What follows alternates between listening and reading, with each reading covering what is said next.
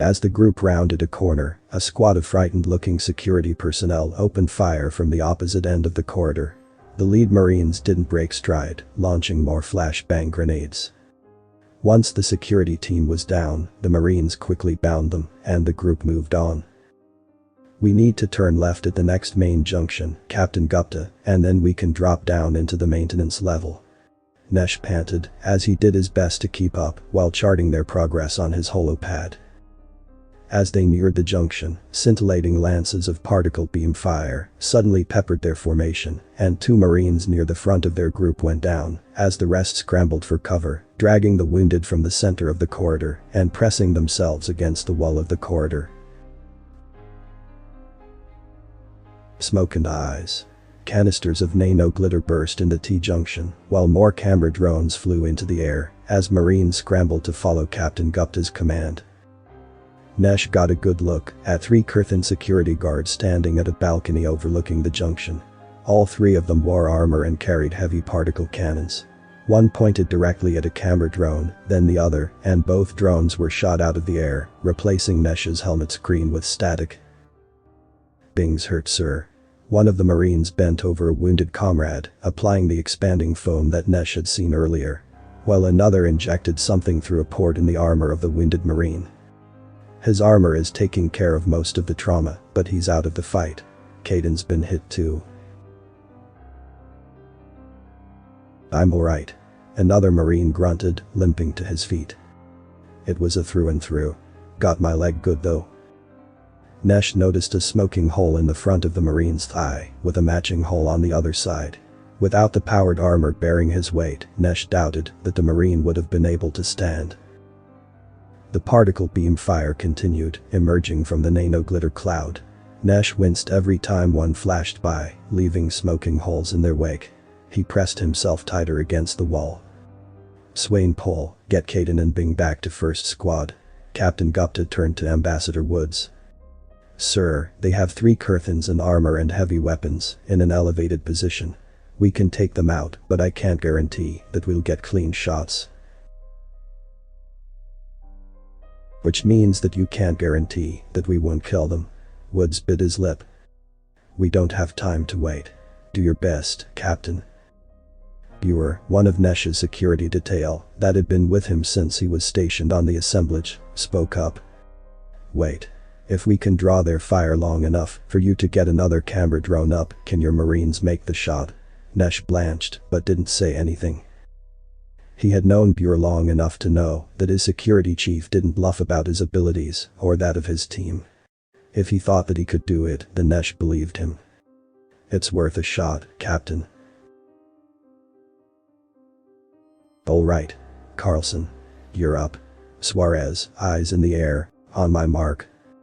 The Marine captain turned to Buer and 3 other Dreden with him. "When you're ready."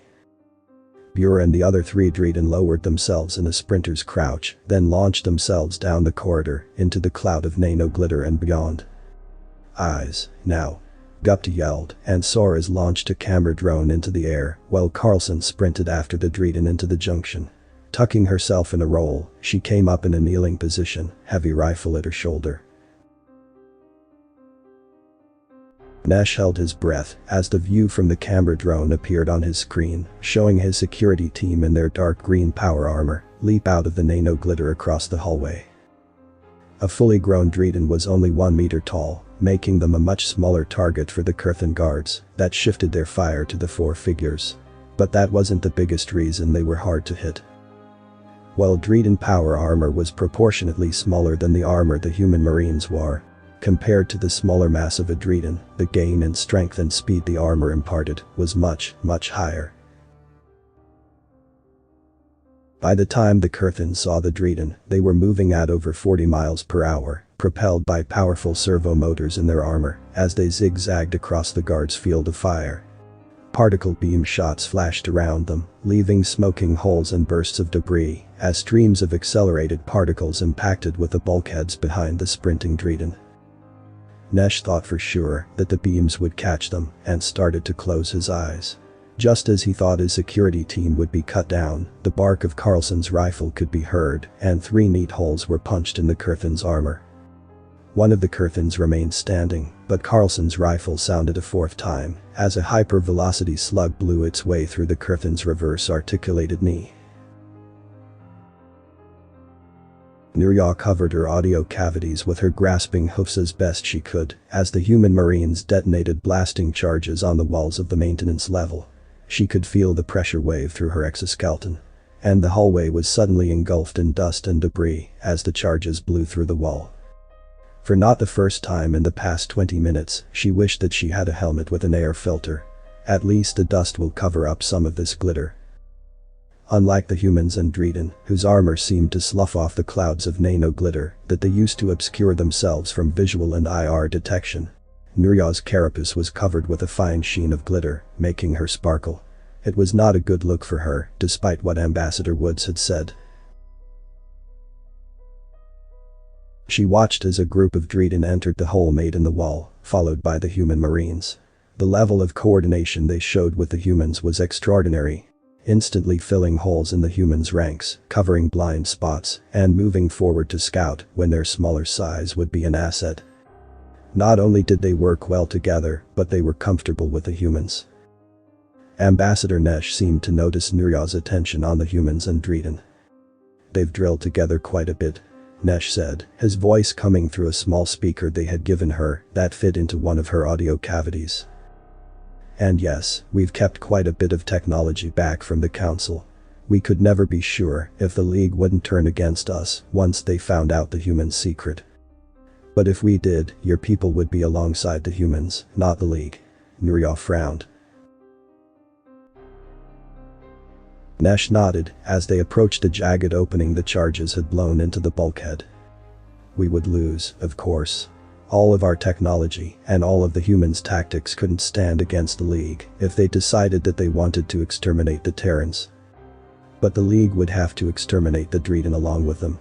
Nesh hopped over a piece of fallen debris and paused. "There is much you don't know about the shared history of the Terrans and my people, Nurya. And if it does come to war, it won't be the first one that the Dreden and Terran fought alongside each other." Even after she had confronted Ambassador Woods in the conference room of the Dreden embassy, Nurya wasn't sure of the relationship that existed between the humans and Dreden. She had suspected that the Dreden were just a front for the humans, a convenient tool that they could use to interact with the galaxy at large without tipping their own hand. From Nesh's comments and watching them fight together, however, Nurya wasn't so sure. The humans seemed to regard the Dreden as equals, despite their smaller size and their non-carnivorous diet. And Ambassador Nesh and Ambassador Woods acted like old friends. Is this what it could be like for the League? Could we learn to not just coexist with these predators, but to become friends with them as well? The author's name and the link to original text is in the description.